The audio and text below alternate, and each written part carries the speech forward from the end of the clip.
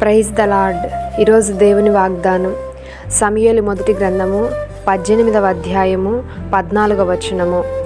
దావీదు సమస్త విషయములలో సుబుద్ధి కలిగి ప్రవర్తింపగా యెహోవా అతనికి తోడుగా నుండెను. ఈరోజు పరిశుద్ధాత్మ దేవుడు మనతో మాట్లాడుతున్నటువంటి మాటలేమనగా, దావీదు తను చేస్తున్న ప్రతి పనిలో ఏ విధమైనటువంటి ప్రవర్తన కలిగి ఉన్నాడో ఈరోజు మనతో దేవుడు మాట్లాడుతున్నాడు. మనము చేస్తున్నటువంటి ప్రతి పనిలో నాకు మీరు తోడుగా ఉండండి ప్రభువా, నీ సహాయం మాకు దయచేయండి అని అడుగుతుంటాము.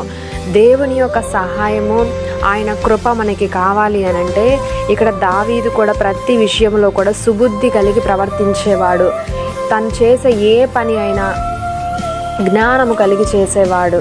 కాబట్టి ఈరోజు ఆ జ్ఞానము కలిగిన పని చేసే విధానం నీవు కూడా కలిగి ఉండాలి, మనం అందరము కలిగి ఉండాలి.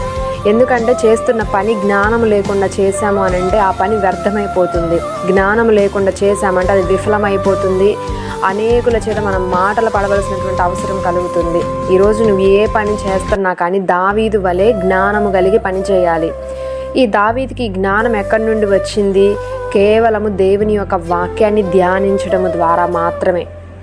గంటల తరబడి దేవుని వాక్యాన్ని ధ్యానిస్తున్నప్పుడు వాక్యంలో లోతుగా దాగి ఉన్నటువంటి మర్మాలను, ఆ వాక్య ధ్యానంలో ఉన్నటువంటి గొప్ప ఆశీర్వాదాలను అతడు పొందుకొని జ్ఞానము కలిగి ప్రవర్తించేవాడు.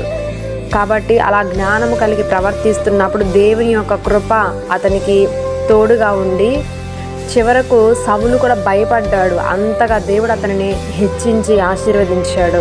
ఈరోజు నీ జీవితంలో కూడా నువ్వు చేస్తున్న ప్రతి పనిలో, ప్రతి ఉద్యోగంలో, ప్రతి వ్యాపారంలో చేస్తున్నటువంటి ప్రతి పని బాటలన్నిటిలో కూడా నీవు హెచ్చింపబడాలి, అధికముగా ఉన్నతమైనటువంటి స్థితిలో ఉండాలి అని అంటే జ్ఞానము కలిగి పని చేయాలి. ఆ జ్ఞానము కేవలము దేవుని వాక్యం ద్వారా మాత్రమే వస్తున్నది. ఈరోజు ఆ వాక్యాన్ని ధ్యానిద్దాము. వాక్యంలో దాగిన మర్మాలను మనము ప్రార్థించి తెలుసుకున్నాము. ఆ వాక్యం ద్వారా జ్ఞానం సంపాదించుకొని ఉన్నతమైనటువంటి స్థితికి నడిపించబడదుము గాక. ఆమేన్.